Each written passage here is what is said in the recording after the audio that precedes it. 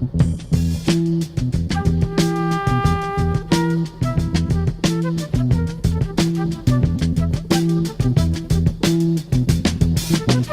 will not be able to stay home, brother. You will not be able to plug in, turn on, and cop out. You will not be able to lose yourself on Skag and skip out for beer during commercials because the revolution will not be televised. Welcome to Brotherhood Talk Worldwide.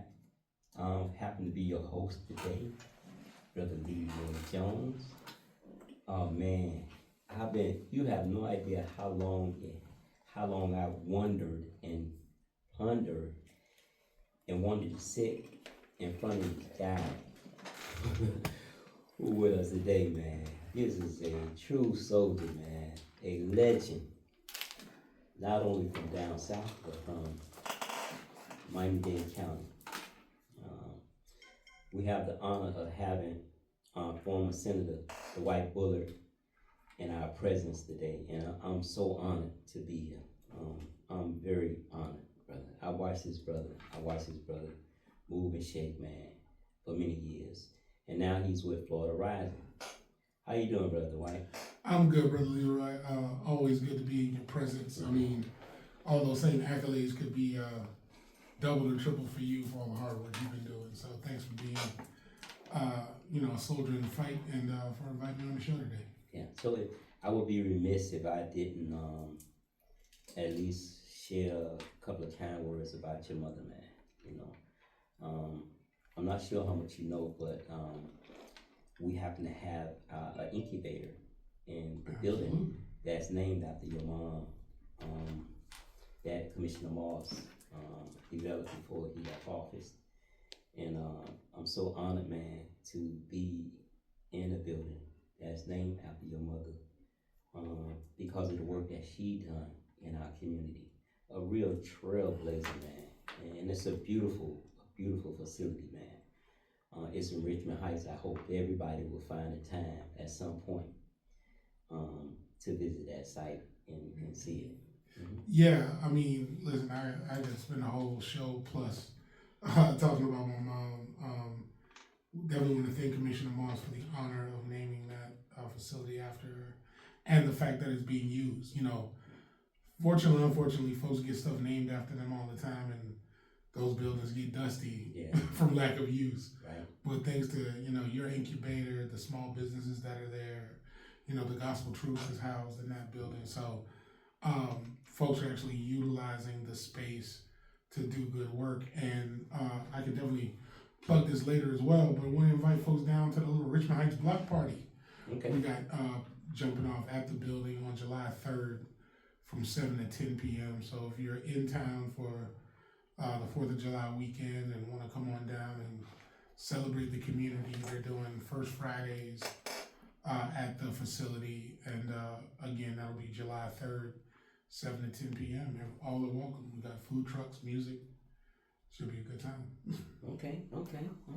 So we'll invite them again before the show ends. Yes. Right. So we're in the election season right now, and we wanted to because we couldn't think of no one else that could probably share that we have a relationship with, that can share more about what's going on with Black Florida politics and elections right now, and where we are right now versus where we need to be. Right. So right now we're in a season of election, people running for office. Yeah. We also recently had the governor remap some of the areas. Mm-hmm. And if I'm not mistaken, right now we only have one real dominant Black district, I heard, in the state of Florida or South Florida. I'm not sure how much truth that is to it. Yeah. I mean, so we can definitely unpack a lot of the drama around it, right? But to the point you raised, so Governor DeSantis, all on his own. No one requested this. Nobody asked for this. It's not even the time that we're supposed to be doing redrawing of the maps. Decided to redraw the districts really at the urging of the president. Let's be clear. We saw it happen in Texas. We saw it happening in other states around creating congressional maps that more favored Republicans versus Democrats as we head into the midterm elections. And so he did that, redrew the maps. Even though we have a fair districts amendment in our Constitution that requires maps not be drawn to favor political parties, he did it anyway. And so that's where we are. So Black political power is under attack, full stop. The redrawing of those districts resulted in really consolidation of Black political power into roughly about 3 districts. Okay. One in the Orlando area, one in the Fort Lauderdale area of Broward County, and then one here in Miami-Dade that skirts a little bit into South Broward. So for those who are listening, Congressional District 24, which is the one currently represented by Frederica Wilson, and I'm sure we're going to talk a little bit about what's going on there. Then Congressional District 20, which was, I should say, represented by Sheila McCormick, Sheriff McCormick. Yeah. That used to cover Broward and Palm Beach, but now it's fully and wholly concentrated in Broward. And of course, she is running again, and we can talk a little bit about more about what's happening in that district as well. And then you have the Congressional District 10, which I would not say is as Black as it once was. Let's be clear. That was the district that Val Demings once held, that is now being held by Congressman Maxwell Frost up in the Orlando area. But for those who know Orlando and know the Orlando communities like the Paramore, Pine Hills, Tangelo Park, these historic Black communities up there, all those are still within that congressional district. So what I'm hearing you saying is that it has been some consolidation of some Black areas. Mm-hmm. And now we really probably have 3 areas, probably totally in the state of Florida, that is impacted by the Black vote. And the governor decided on his own to put forth an item to redraw the districts without any consent, input, or anything, right? Correct. Man, how much power that a person have, man. Like, that's why it's so important, man, that people get out and vote, man. Mm-hmm. It's so important, you know, given the fact that people died for our rights to be able to do it, you know, I mean, Black and white people died for our rights. Absolutely. So that we can have the right to vote. And just the mere fact that people have the power to do it and don't use it, you know, to me is a waste, you know, of something that's important and needed.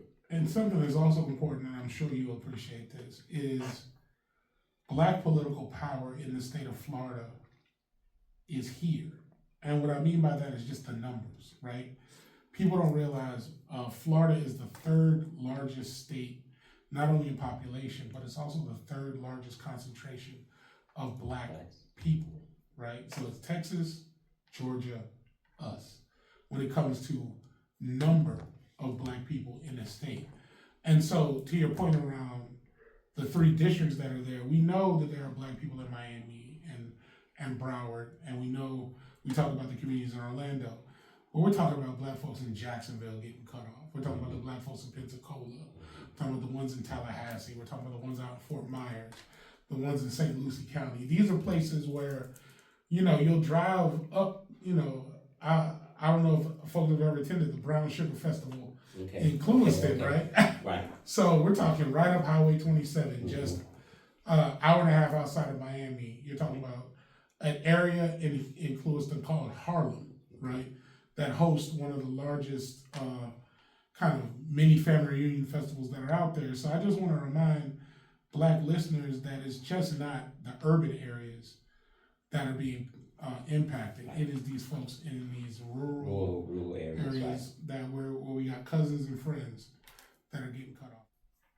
So at the last general election, did they have anything on the ballot as it relates to redistricting at that point? No. Nothing. No. The way it's supposed to work is that we're supposed to do the census every 10 years, and then The year after that, we do what's called reapportionment and then the redrawing of the maps. This sort of mid-decade thing that's happening, although it can be done as we're seeing it happen, that's normally not how it's done. Normally it's an every 10-year process. So we, 4 or 5 years away from the next Correct, right. census taken? 2030 would be the next census. 2031, 2032 would be when we're supposed to see new maps. So let me ask you, since you was a senator when you was in office, how good, I would say, when people fill out their forms or submit their documentation as relates to the census, how productive that was? I mean, did we get a large majority of people to participate in that? Or is that something directly driven by the political atmosphere or the people that's in power? Because the census based on, it tells you what ethnicity group of people live where. Exactly. What around about the ages the people are, what the skin complexion the people are, right? It tells you the population, the income, all that, right? Yeah, it's funny you bring that up because people forget that the last census, the same president was in office. Right. And so some of the same problems and drama that we're seeing around immigration and scaring people were afraid to fill out the census. It's probably one of the more safer and protected government systems that are in place. But you and I both know the problem is when somebody comes knocking on your door saying, I need you to take this survey, folks will be reluctant. You know, and they're asking questions like, how many people are in your household? What's your ethnic background? Where are you from? And so those kind of questions, especially in communities with high immigrant populations, are going to scare you naturally. But then when you also got the threat of somebody saying you say the wrong thing or you do this or we're coming after you. So let me ask you, Senator. So since we're in the height of a election year, this new ruling as it relates to TPS, the timing of that, right? And we got a probably the largest population of Haitian American brothers and sisters outside of Haiti here in Dade County and Broward, right? What kind of effect do you think they're gonna have on our Haitian brothers and sisters during this election season? Listen, I can't imagine the level of fear that our brothers and sisters from Haiti are probably feeling in this moment because we're talking about temporary protective status going back to the earthquake in 2010. The United States has said that Haiti is too dangerous for people from the United States to travel to. Like that's what our State Department has said about Don't go there. The conditions in Haiti. And so now you're talking about 350,000 people impacted by this, and fear of deportation, and the government currently has no answers for those people. And so, to your question, it's going to naturally create a chilling effect because you already have a government that's saying we want to look out for fraud. We want to make sure people who are supposed to vote aren't voting. So imagine you're in a mixed status household. What is a mixed status household? That means you might have a citizen, a non-citizen living in the same household. What has been a normal practice if you go into the library, go to vote with your spouse, your child, or whoever, is now out the window because you don't want to go there with grandma, even though grandma wasn't voting. You don't want her to face any danger.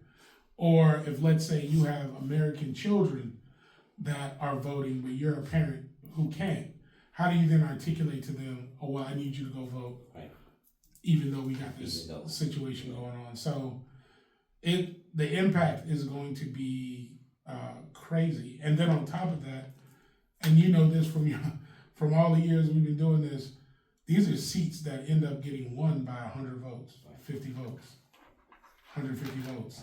Small, right? Exactly. Small, So right? if you're in, 4%. if you're, we got a contested seat in Little Haiti in District 108, where you have Haitian folks running, right? That means that who wins that district in 108 could be decided by a school bus full of votes. Right. Right. So it's that kind of impact. Now, they saying things in the streets like, if this certain star or something that's not on your driver's license, Right. you need to go to the driver's license place and update your driver's license. Well, I want to clarify that for folks, right? So the state legislature passed a bill called House Bill 991, which we're calling the Florida Save Act. But it doesn't sound great. The reason we're calling it that is because it mirrors the federal Save Act, which is something that requires what is called documentary proof of citizenship, meaning that in order to vote, engage in elections, you would have to produce a passport or a special driver's license or a birth certificate or something. You got to be along those lines. But I want to clarify, that doesn't take impact in this state until January of next year. Oh.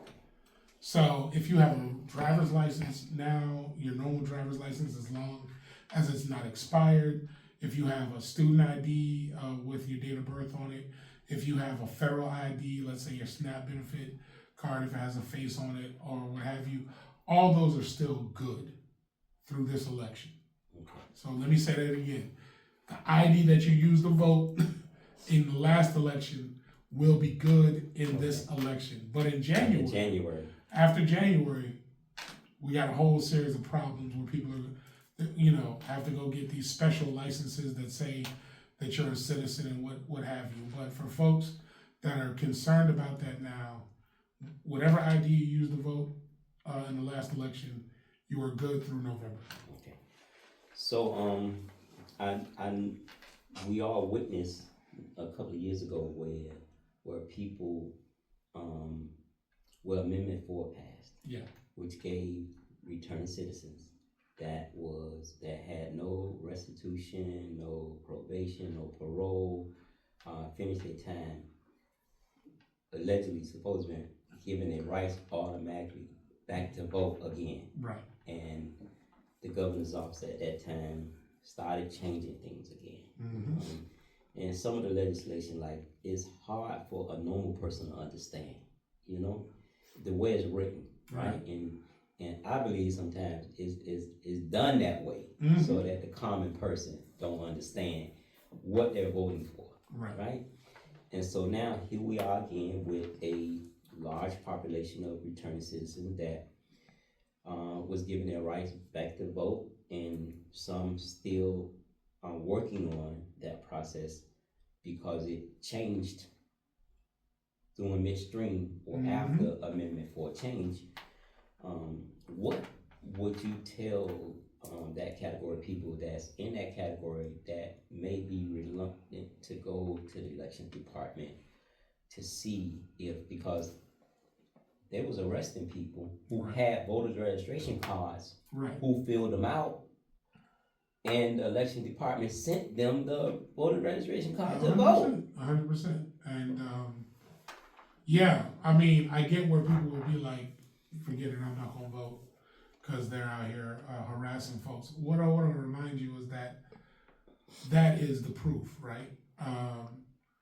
If you qualified under Amendment 4, have now gotten your voter information card, you've checked your status, and it says that you are eligible to vote, you're eligible to vote, full stop, right?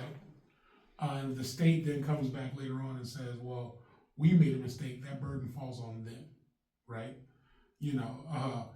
Our returning citizen brothers and sisters understand the burden of proof and where that lies, right? And I just want to say that if they're saying that you have honored what you're supposed to do and have the right to vote, you have the right to vote. But I would also say for everybody, because what is also happening now is that they are challenging people's ability to vote based on a name, birth date, you name it, right? And so for those folks who feel super comfortable about their voter status. You haven't committed a crime. You haven't moved. You've been in the same house for 30 years. You still got to check your status right now, because the games that are being played at the state level and at the local level around determining who has the right to vote and who doesn't are serious, are super serious.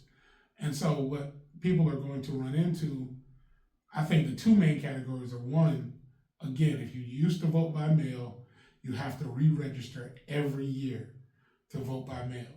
So, which means is that if you voted in the presidential election 24, vote by mail, and you haven't reapplied, don't expect for them to send it to you in the mail, because it's not going to happen, right? You have to reapply to get those done. So I want to remind folks that if that's your means of voting, apply for that now. And the other thing is, again, folks getting kicked off the voter rolls for two primary reasons. One, they have not voted in a while and have moved to an inactive status. And so, again, and I've run into folks who say this to me all the time, and it still makes me scratch my head, that they only vote in the presidential elections. You know what? I'm gonna tell you, I'm gonna tell you, Senator Bullard, that's the first time I ever heard that.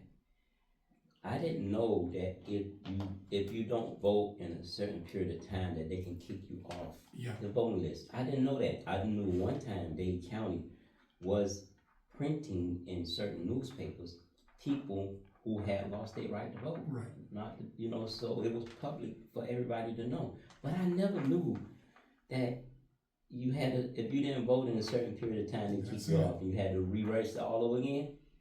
Re-register all over again. And so they're giving you about 2 cycles before they put you on inactive status. So the reason I'm bringing up people say I only vote in the presidential election is if, let's say, Barack Obama was the last person you voted for, right, you might be off the list. You off the list. If you didn't participate in 2020 or 2024, you're probably off the list. So check your status. The other reason, other thing that's going to end up impacting people is common surname. So what they end up doing is this. Let's say you have a returning citizen named Robert Johnson, who was born in July. Common name. Right. There's so many Robert Johnsons. Born in July 1974. If they look at the list and they see a bunch of Robert Johnsons born in July of 74, rather than go through each one and be like, let me check and see who's the exact match, they're just going to kick all the Robert Johnsons off the list and say, the ones who are fine will just go and re-register anyway, thinking, oh, these people won't.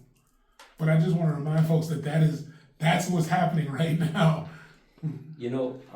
So let's shout out to FR, the Florida Rights Restoration, for getting amendment for Brother Desmond Meany, for getting amendment for on a ballot that affected all race of people.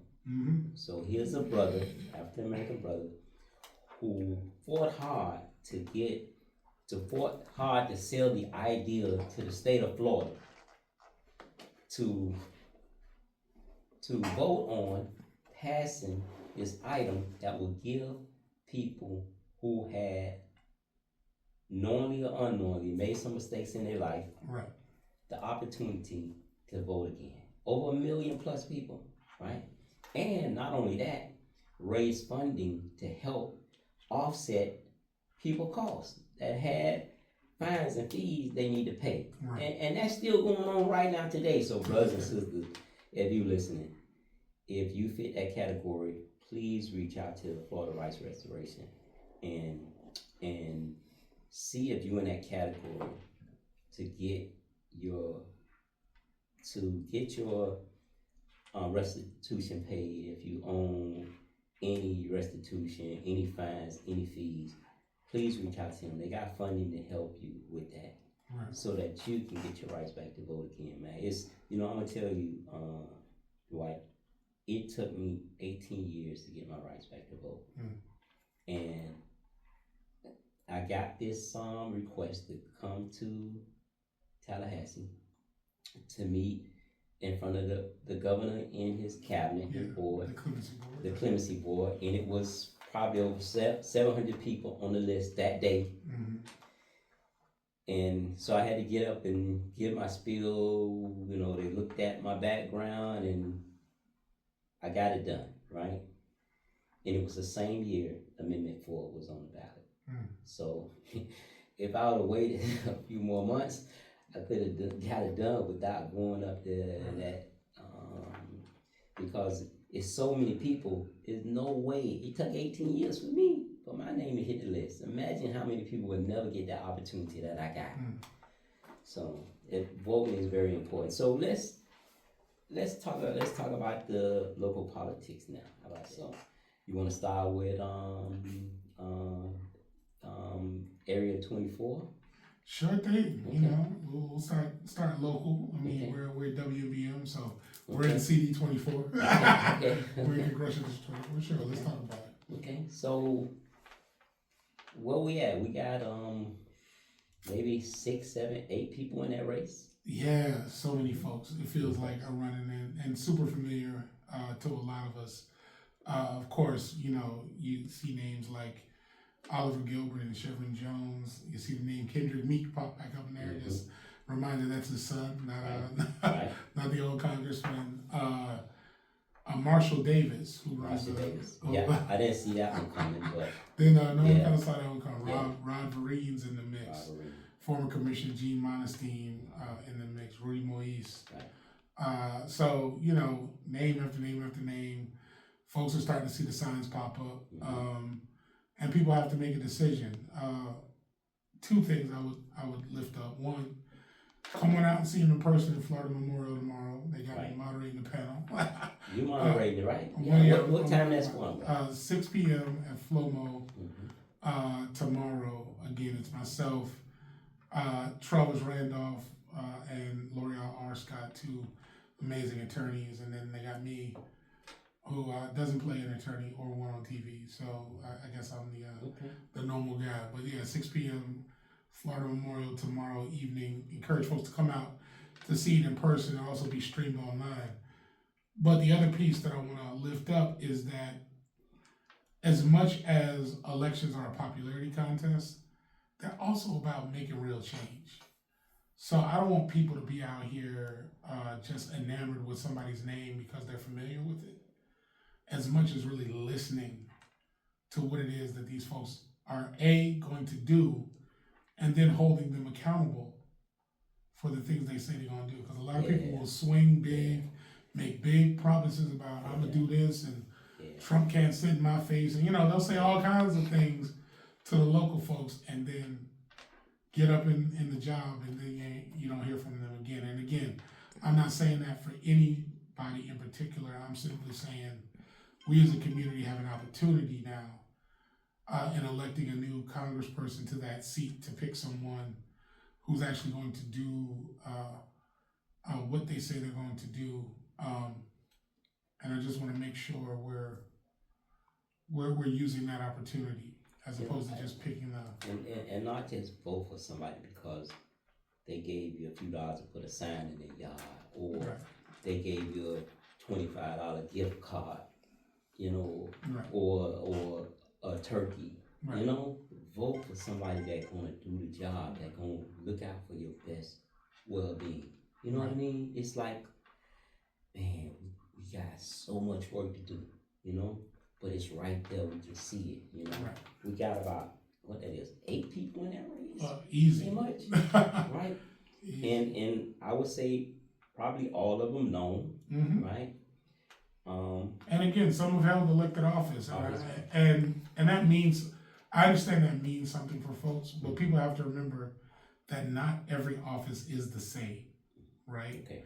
And so that's what I mean by, to your point, someone did a turkey giveaway because they were the local elected official. That doesn't mean they're going to do this now, right? Nor should they. Someone was doing this at the state level versus this is federal politics. They're going to be one of 435 members of Congress. It's a different operating system. And so we should have a different expectation, A, and then B, ask different questions. And not just say, well, because I know you from what you did back in 2014, that shouldn't be enough. It shouldn't. Right. It shouldn't be enough. come out to the Florida Memorial University tomorrow at 6 p.m. where Senator Bullard and 2 other people will be moderating. We'll be out there. We're gonna try and make room for audience questions, but we got a stage with that many people on it. Just understand that the question's gonna be limited for sure. Yeah, somebody got to make sure they hold them to their time. Absolutely. So that it can be equally shared. Yes. You know, in that race we got probably 3 people in the race that have some experience in politics, right? And so do your homework. Right. You know, don't just vote for somebody because they're your friend or because they gave you a turkey. Or because their sign's more colorful than the next more person. colorful. Yeah. People pick some of the strangest reasons, but I just want to remind folks. Or because they can dance, or right. that kind of crazy stuff. That's crazy, man. Don't vote for people just because. Right. Man, vote for, do your homework. That See part. who's gonna represent you in the best way. Absolutely. Not only you, your children, your grandchildren, because everybody is affected by it. Oh, You know what I'm saying? And it's a big race, man. very big, You very know, big. the Congresswoman been there for years, man. Absolutely. Like She's been there since 2010. since 2010. So this these some shoes got to be filled, man. It's finna change. It's finna change. So, you know, good luck out. You know, just I hope they keep it professional, man. And all the name calling and all that stuff is not not worth it, man. It's not. And I want to stress for the listeners, because I've been to enough of these forums where people get excited over that kind of thing. Like, oh, who got the biggest punchline? Who threw the most shade? And I just want to emphasize, your lives will be, gas prices are high. Housing prices high. Insurance prices high. And these are people you're trying to elect to help solve some of that. Listen for that plan, right? Listen for how they're going to make your life that much better, and not how they're pointing fingers because of who's sleeping with who and who went to which high school, and you know, we get into that kind Who of can sing the best and all that. we get into that kind of nonsense, and it's like, great, you elected somebody who went to the same high school as you. Congratulations. We get tricked. Family food, family. We got too much to lose right now. Right. Look at their track record, see what they've done, see who they impacted, right? That's what the important things are, man. Absolutely. So that race up there, 20. Yes. Where Sheila McCorvey is. Yeah, that's got a Debbie whole. Washington Show, she still stayed in. She still stayed in there. So that's, again, this is the district that Alcee Hastings and McCormick represented. Has been kind of the historical black district up in Broward, and like I mentioned, Palm Beach before that, but now just in Broward. And so Congresswoman Washington Schultz did stay in that race. You have about 4 or 5, notable black folks that are running. So it's like 7 people in that race too, right? Right.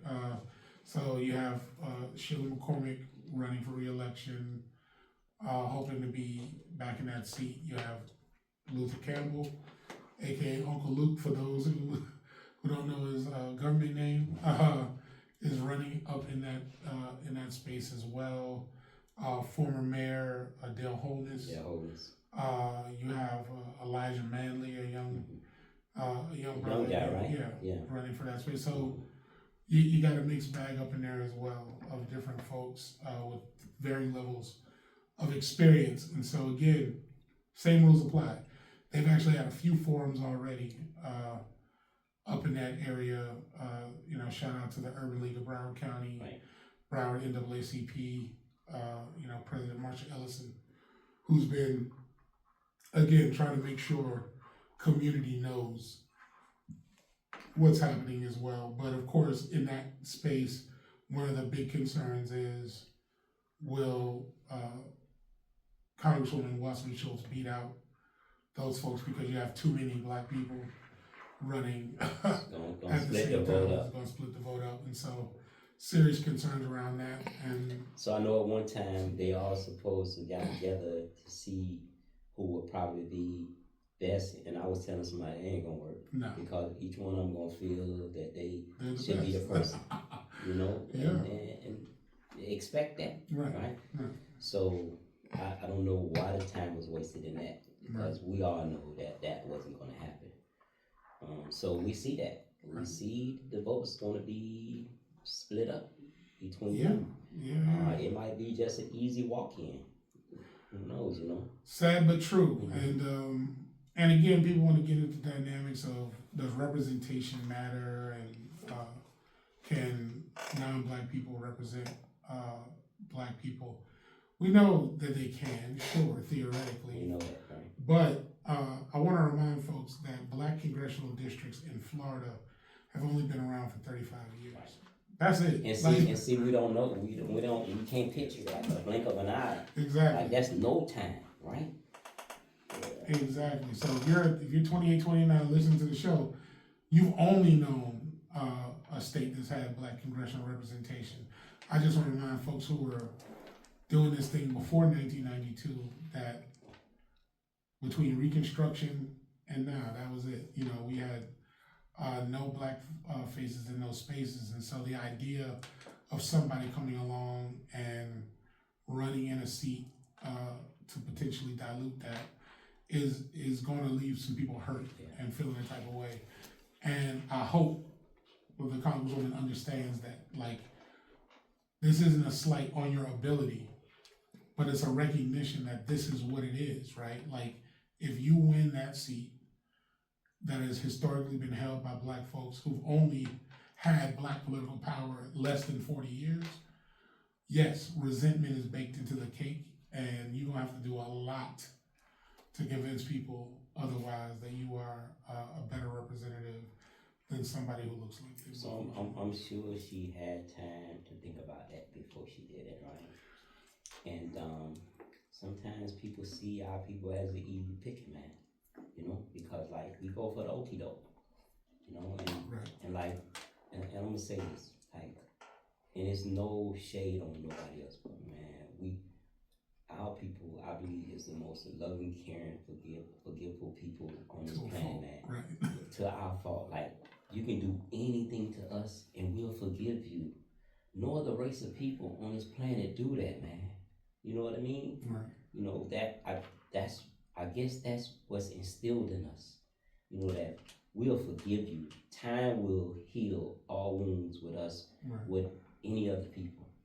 You know, and nobody else does that, man. To our fault, like sometimes, man, that's not. It ain't good for us, man.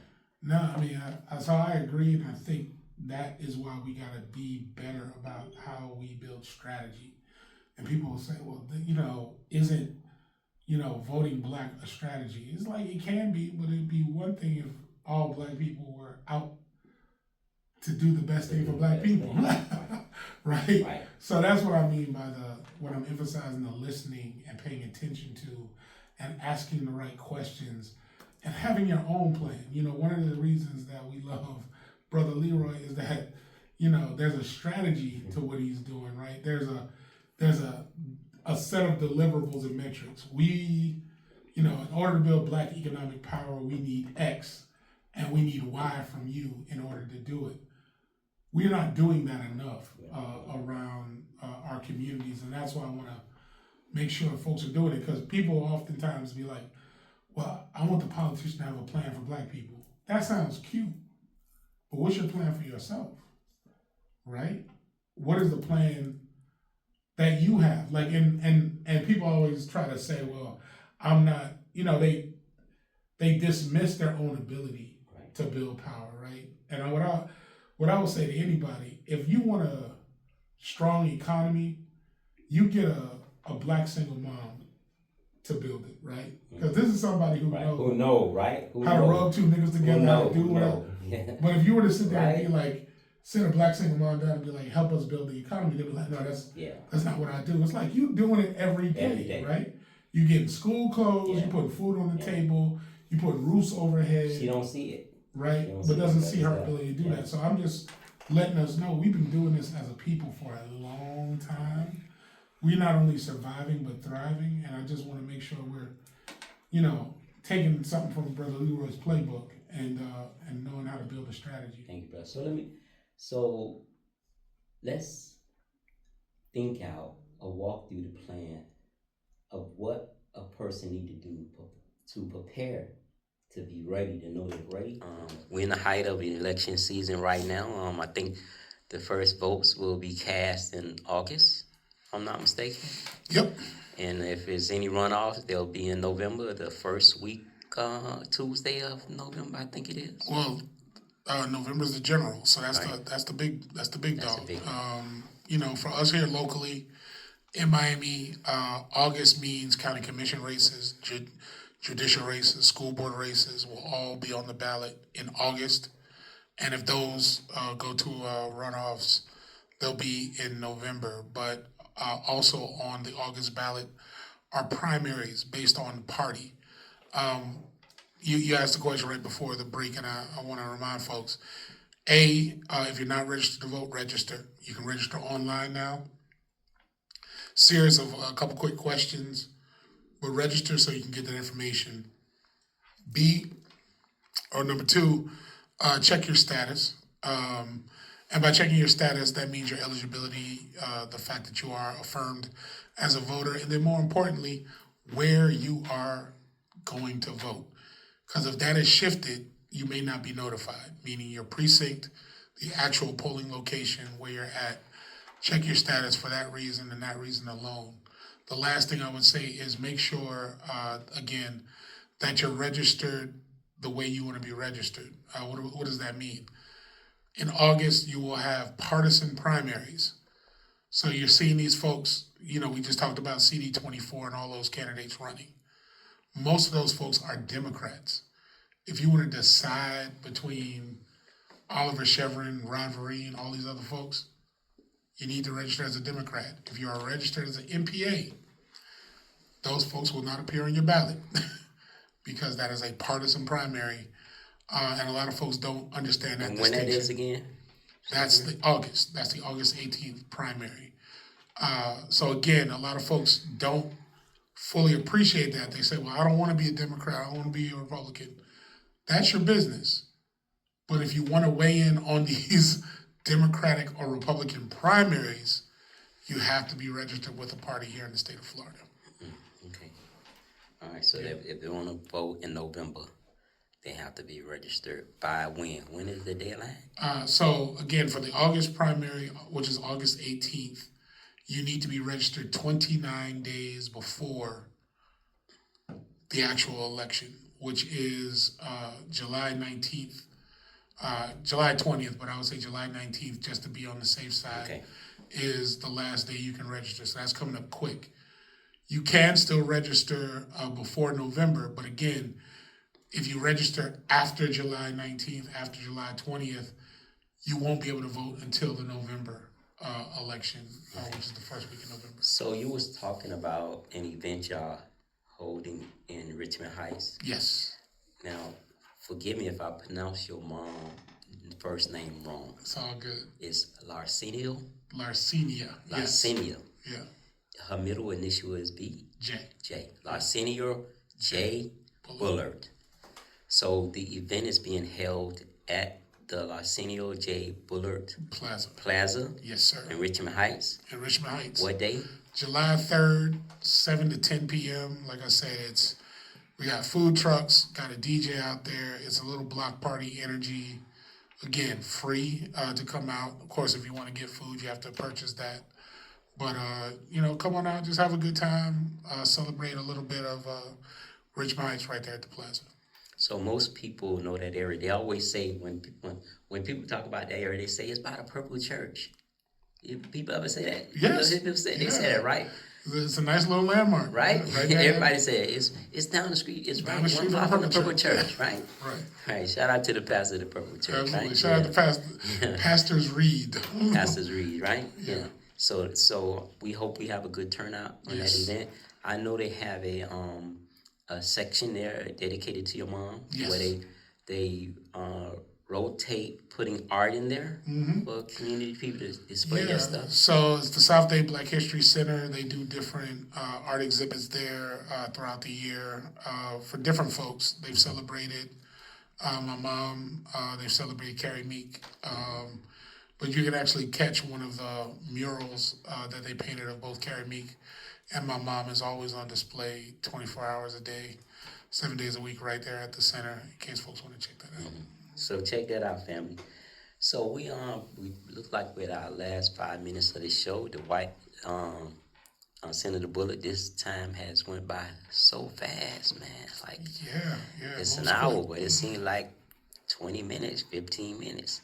So let me ask you. So I think what's important, if you share anything you would like to share as it relates to where we at in Black Florida with politics, with the election, with people making sure they have the voter registration card and their ID, right? Because you can go and vote with just your ID, right? Versus your voter registration card, but it's good to have both just in case. I know some years we had law enforcement at some of the places, and people felt that it was a deterring certain people from coming to vote. Right. So I don't know what we're gonna be up to this year. Listen, I'm an early voter. I don't know about other folks, but I early vote just to make sure get it out the way.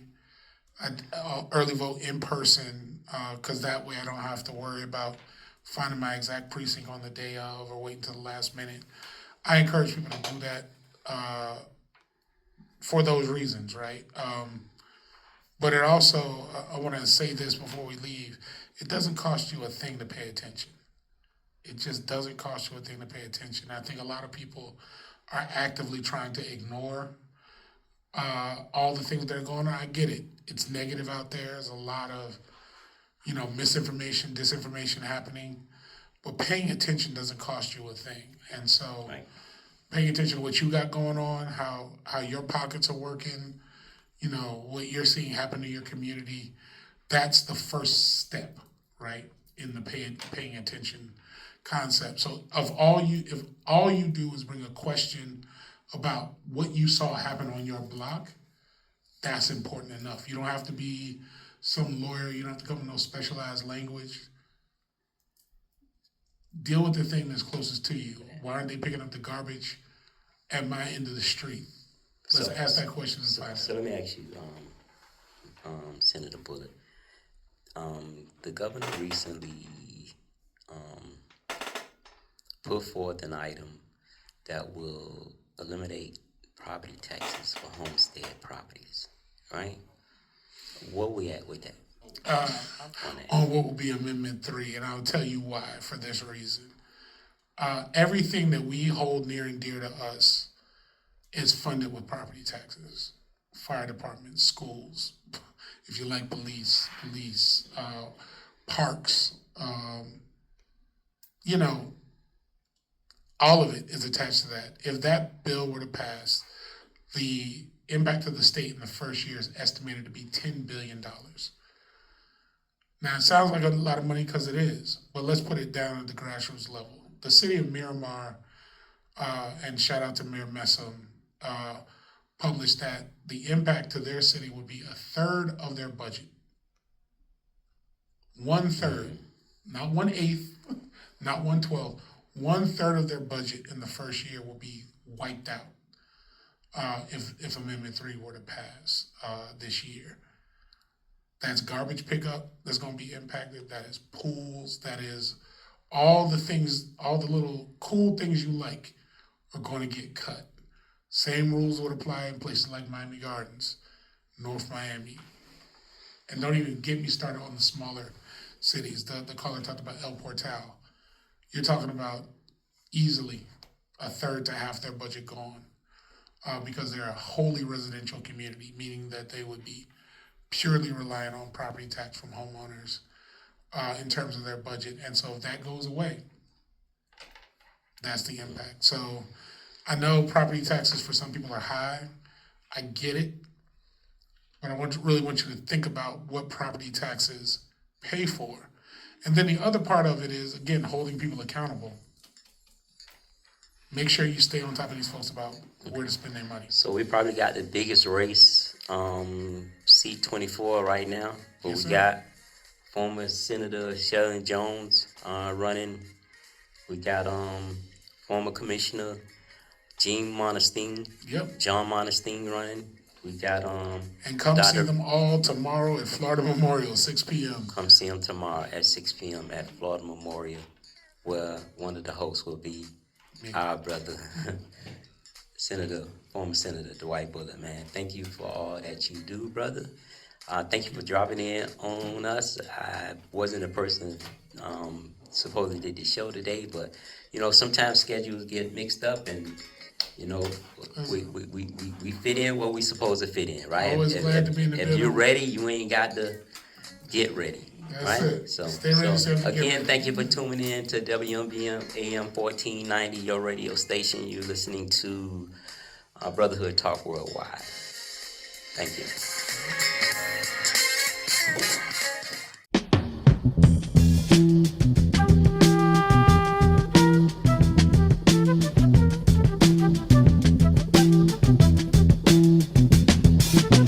You will not be able to stay home, brother. You will not be able to plug in, turn on, and cop out. You will not be able to lose yourself on Skag and skip out for beer during commercials because the revolution will not be televised.